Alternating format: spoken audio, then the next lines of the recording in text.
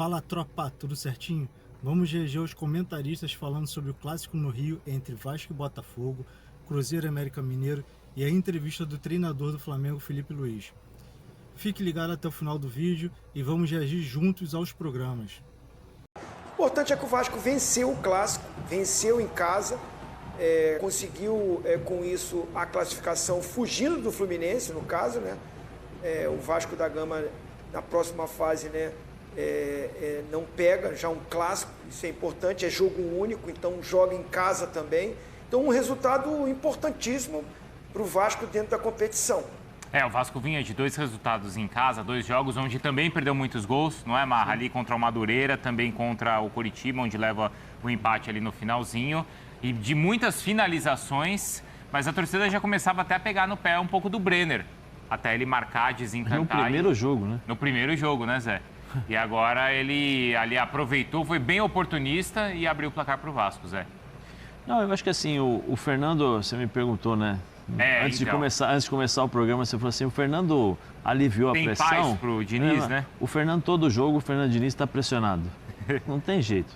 Todo jogo, o Fernando Diniz está pressionado, a forma como ele trabalha, a maneira, porque assim, ele tem um estilo de jogo que ou quem ama e quem odeia. Uhum. Né? Então, se você ama, se você gosta, realmente te encanta os olhos às vezes, tal, mas quem odeia acaba realmente, de fato, quando não consegue vencer, consegue analisar tudo aquilo que o esquema e a forma de pensar dele de jogo de futebol, aparece os seus pontos fracos, que aí são vulneráveis mesmo.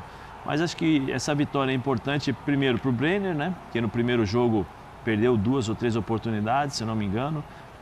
Hoje faz o gol, começa a aliviar um pouquinho a pressão para o treinador e também para ele ganhar um pouco mais de confiança para poder jogar. E o que chama, para mim, o que chama muita atenção, o Vovozinho já tocou no ponto, né? Mas o Coutinho, né? Uhum. O que o Coutinho vem crescendo de produção, vem chamando um pouco mais a responsabilidade, fazendo aquilo que a gente esperava que ele, de forma natural, né, iria assumir a questão da liderança dessa equipe. E aí tem a sustentação também de 2 jogadores que eu acho que são jogadores muito importantes para a equipe do Vasco, que é o Barros, junto com o Thiago Mendes, né? Porque eles fecham ali na frente da defesa, eles também, quando tem a bola nos pés, eles procuram jogar, e isso é fundamental para o sistema de jogo do Fernando. Mas o Fernando é aquela história, no próximo jogo pode criar 5 oportunidades, dar 3 contra-ataques e perder de 3-0. Aí a pressão volta tudo de novo. Então é a forma que ele tem de trabalhar, que ele sabe disso, é o risco que ele corre. E assim, como eu falei, tem gente que gosta e tem gente que não gosta. Mas O Vasco, mesmo jogando contra o mistão do Botafogo, ainda não conseguiu encontrar um padrão de jogo. Dá para ver até um esboço começando a aparecer de um time sendo formado, mas ainda está muito longe do que se espera, levando em conta o investimento que foi realizado até aqui. Vamos dar uma colher de chá, porque ainda tem jogadores para estrear. Então espera-se uma boa evolução daqui para frente. Ponto positivo da partida: o maior envolvimento tático do Coutinho, buscando jogo e conseguindo realizar algumas jogadas, triangulando e armando o time. Saiu um pênalti, o cruzamento para o gol. Um dos melhores jogos táticos dele desde que voltou ao clube. Outro destaque foi o gol do Brenner. A torcida está tão carente depois das saídas do Verratti e principalmente do Ryan, que estão querendo que o cara chegue e já resolva de cara. Não vai acontecer, irmão. Não vai acontecer. Mesmo ele tendo perdido algumas chances claras, ele ainda vai evoluir com o Fernando Diniz no Vasco. As atuações a nível individual são importantes para o jogador recuperar a confiança, recuperar sensações com bola, mas no meu caso eu preciso recuperar comportamentos coletivos e esse jogo serve muito para recuperar e corrigir esses pequenos detalhes que vinham se fazendo nos últimos jogos e que se fizeram em certa parte do jogo hoje, um pouco, mas menos, porque como não temos quase tempo para treinar, as correções, maior parte são em vídeo, então já vi outro tipo de posicionamento na qual facilita bastante o jogo da equipe e com isso os jogadores jogam melhor, correm menos, mas principalmente recuperam sensações. Eles não esqueceram de jogar, eles sabem jogar, o futebol está dentro deles. São jogadores que ganharam com a camiseta do Flamengo, não podemos esquecer que faz um mês que esses jogadores foram campeões. e querem muito continuar vencendo. E eles são os que mais estão sofrendo por esse momento difícil que a gente passou. Ou estamos superando. O Flamengo fez o que se esperava dele. Quanto mais se esperavam, entenderam? Então, vocês acham mesmo que o Flamengo não iria dar uma resposta? O problema agora são os críticos. Ah, mas foi Sampaio Corrêa. Mas como eu já falei em outro vídeo, e o Felipe Luiz deixou bem claro na entrevista dele, o time ainda está sem ritmo, ainda está com ritmo de pré-temporada. Jogadores não desaprenderam, não aconteceu isso. Simplesmente estão começando uma nova temporada. Ainda vão evoluir fisicamente e principalmente tecnicamente. Uma coisa puxa a outra e muito provavelmente, quando for estrear na Libertadores, o time já vai estar em um bom ritmo de jogo. A ideia do Tite e ele falou sobre isso, não sai feito louco, não tem a necessidade de pressionar, pressiona coordenado. A ideia é ter um time melhor postado em campo.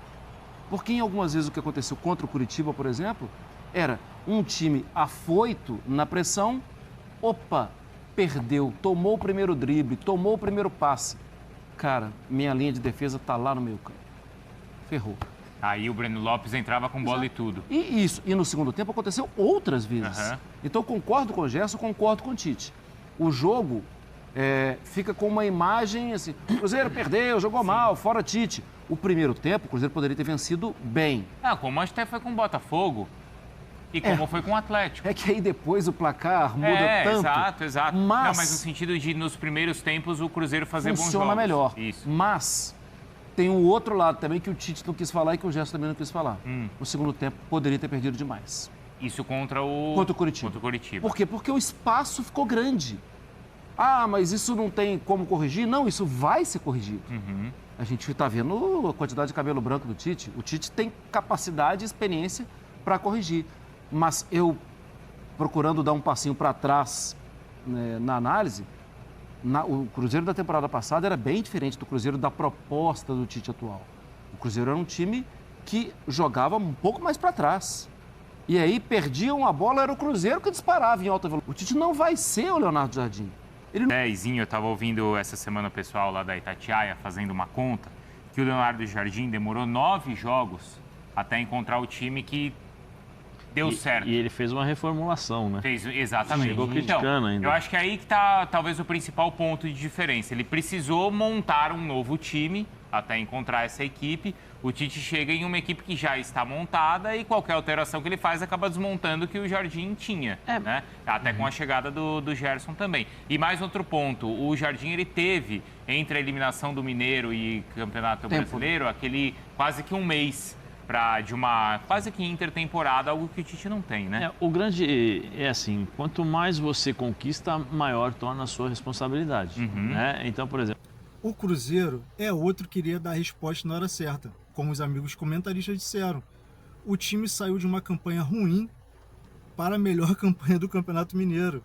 Mesmo eu achando que o Tite está um pouquinho desatualizado em termos táticos, o time do Cruzeiro é muito forte e vai dar uma boa resposta para a torcida. Porém, se o Tite não se reinventar, vai perder o fôlego e vai acabar patinando nas principais competições que irá disputar no ano. Eu acho o Tite uma escolha errada para o time que o Cruzeiro tem. Pode dar certo? Sim, claro, o time é bom. Porém, eu acho que vai perder o fôlego com o andamento da temporada e não vai conseguir alcançar os resultados esperados. E não, ser campeão estadual não é uma resposta. Esse time foi montado pensando em competições grandes. Agora me diga o que você acha disso lá nos comentários. Obrigado por ficarem até aqui. Se puder deixar o seu like e seguir o perfil, vai nos ajudar a crescer e trazer o nosso conteúdo para vocês. Até a próxima. Valeu!